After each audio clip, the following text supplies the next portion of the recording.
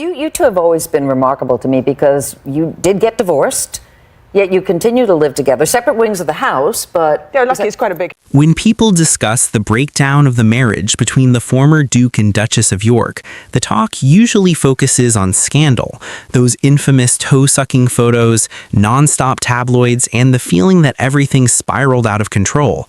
But according to Sarah Ferguson's own mother, the real cause had nothing to do with pictures or media pressure. She believed it was something much more fundamental. She said Prince Andrew lacked character. That judgment, shared years later and revisited in Andrew Lowe's book entitled, lands very differently when you sit with it. It is not dramatic wording, it is not poetic, and for its time, it was not meant to shock. In many ways, it is worse. It is plain, sharp, and deeply personal. And because it came from her mother, Susan Barantes, it pushes us to look at the marriage from the inside instead of the outside. To understand why her words carry such weight, you have to return to the start. When Andrew and Sarah married in July 1986, everything about the moment felt hopeful. The ceremony was held at Westminster Abbey and was watched by nearly 500 million people around the world. And out into the sunshine they stepped to face those crowds for the first time as the Duke and Duchess of York, to the enthusiastic and ever-hopeful chanting of "Kiss the Bride." Britain was still riding a strong wave of goodwill toward Andrew after the Falklands War. He was young, self-assured, and widely viewed as a real asset to the monarchy. Sarah, with her loud laugh, openness, and refusal to act like a fragile ornament, felt relatable to many women watching from home. For a short time, it seemed the royal family had found something it badly needed: warmth. But almost right away, the realities of marriage set in.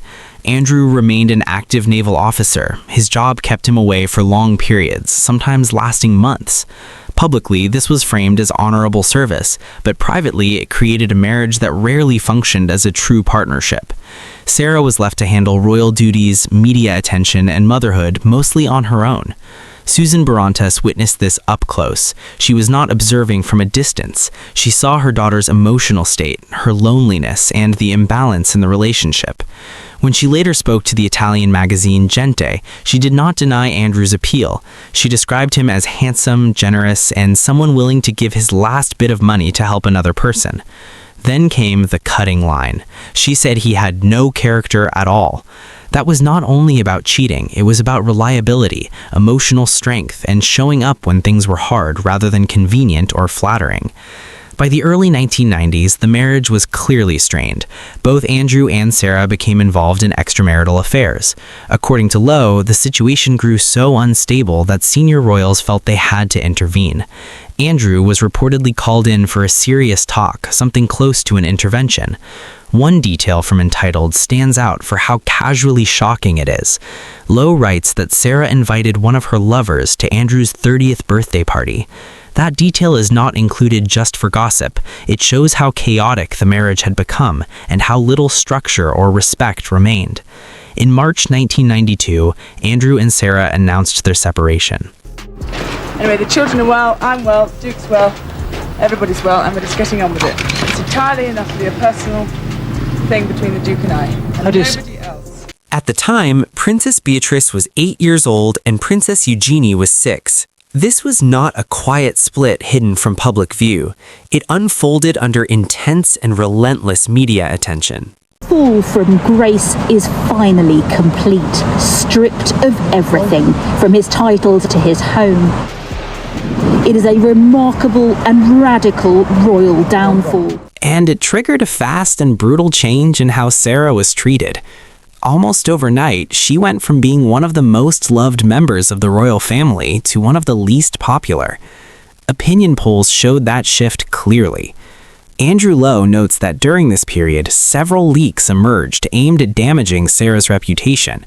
Susan Barantes strongly believed that blame was being pushed onto her daughter to shield the institution. But those leaks were not entirely untrue. Much of the criticism focused on Sarah's behavior, which was undeniably troubling. She was not an innocent bystander in everything that happened, but one of the most sensitive issues was custody. Barantes was determined that Sarah would not lose her daughters. This is where the story becomes uncomfortable, because Barantes herself had once left her own young family to move to Argentina with a lover. Critics were quick to highlight the hypocrisy, but from Barantes' point of view, this was about making sure Sarah did not become disposable in a system that had already turned against her. Years later, Sarah would give a far more polished explanation for the divorce. And I just read, and I hope it's true, you bought a Swiss chalet. Is that true? Well, we've got a good mortgage.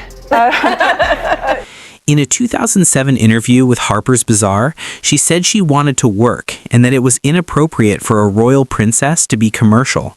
She presented the divorce as a practical, mutual decision that allowed her to earn a living.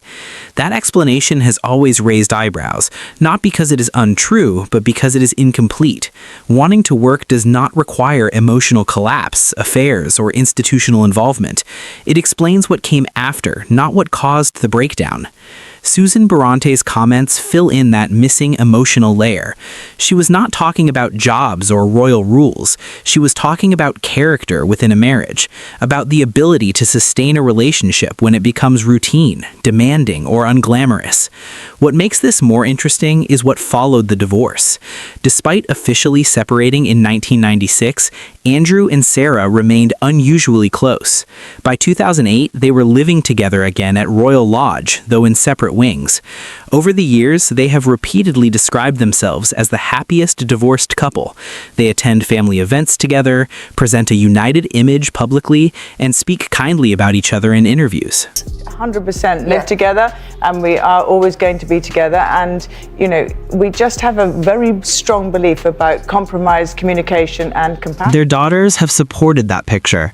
Princess Beatrice, speaking on the Lessons from Our Mothers podcast, described Sarah as someone who always found ways to bring joy into hard moments. She talked about adventure, resilience, and the ability to jump into life even when circumstances were difficult. Beatrice reflected on the divorce years without bitterness. She described her childhood as full of movement, curiosity, and emotional openness. She spoke often about her mother, but Prince Andrew's role, by contrast, feels passive in these memories, present but not grounding, involved but not steady. That brings us back to Susan Barantes and her blunt verdict. When she said Andrew lacked character, she was not calling him cruel or malicious. Those allegations would come much later. She was pointing to an absence, an inability to hold things together when pressure increased.